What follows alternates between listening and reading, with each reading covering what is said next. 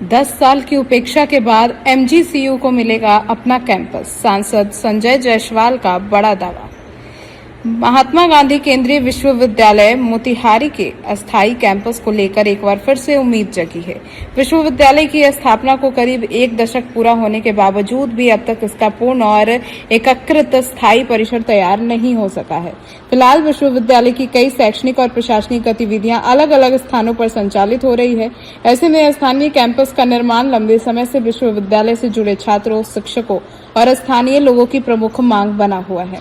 इसी बीच मोतिहारी पहुंचे पश्चिम चंपारण के सांसद, बिहार बीजेपी के पूर्व प्रदेश अध्यक्ष और प्राक्कलन समिति के अध्यक्ष डॉक्टर संजय जायसवाल ने इसको लेकर बहुत कुछ कहा है। सुनिए क्या कुछ कहते नजर आए। निवासियों में कितने दिन हो गए अब किराए के मकान में ही चल रहा है, क्या कर रहे हैं आप लोग? भाजपा सरकार एक तरफ दावा कुछ और करती है और अभी तक यहाँ इसको अपना भवन तक नहीं नसीब। 10 साल में अपना भवन तक नहीं दे पाएंगे। लोकसभा के प्राक्कलन समिति के अध्यक्ष के रूप में अभी हम सब जितने भी पिछले 15 वर्षों में यूनिवर्सिटी खुली है उन सबों की समीक्षा हम लोग कर रहे हैं और सभी यूनिवर्सिटीज़ के अपने कैंपस बन चुके हैं। बिहार सरकार ने भी 2023 तक में 260 एकड़ ज़मीन सौंप दिया था। थोड़ा सा टेक्निकल इश्यूज है कि लैंड फिलिंग के तो काम सरकार को करना था, परंतु उसको भी डीपीआर में शामिल कर लिया गया है।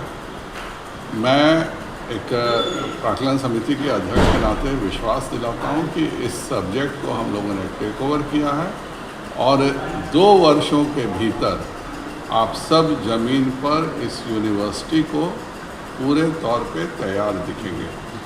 कारण जो भी रहा हो वो मैं नहीं जानता हूं, पर बोलना भी मैं नहीं चाहूँगा, परंतु माननीय प्रधानमंत्री जी का बिल्कुल स्पष्ट विजन है कि इस देश में वर्ल्ड क्लास यूनिवर्सिटीज़ को स्थापित करना है।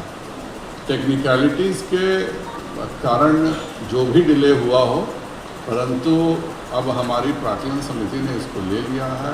मेरी लगातार पिछले हेल्थ हायर एजुकेशन सेक्रेटरी से मेरी बात हुई है और अभी भी 31 तारीख को प्राक्कलन समिति की बैठक है जिसमें हायर एजुकेशन सेक्रेटरी और सभी उपस्थित रहेंगे।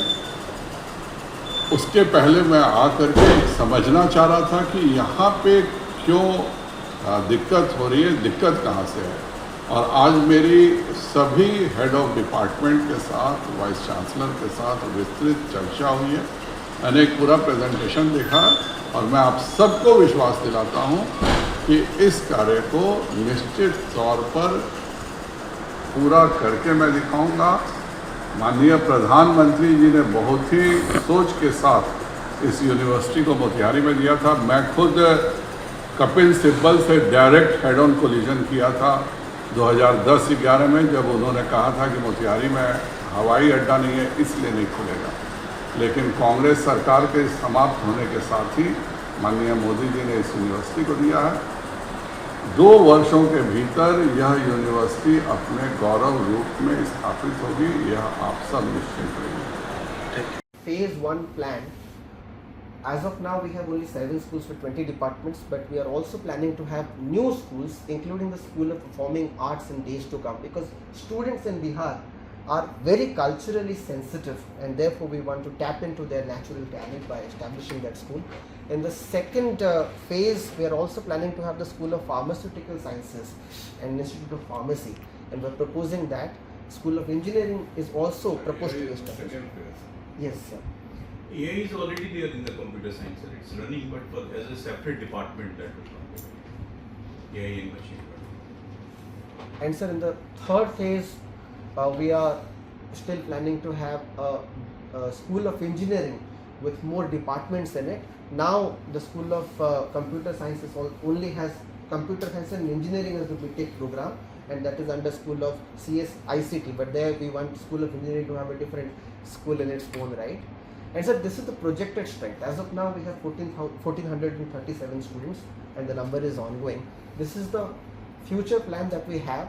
In case the School of Engineering, the School of Performing Arts, the School of Pharmacy are established, then we are planning to have up to 2023 nearly 6,110 students. That is a very modest assumption because as of now we already have 1,400, and in the next year we are sure to have 2,100 marks because with the undergraduate programs each year we will have a cumulative increase of the students.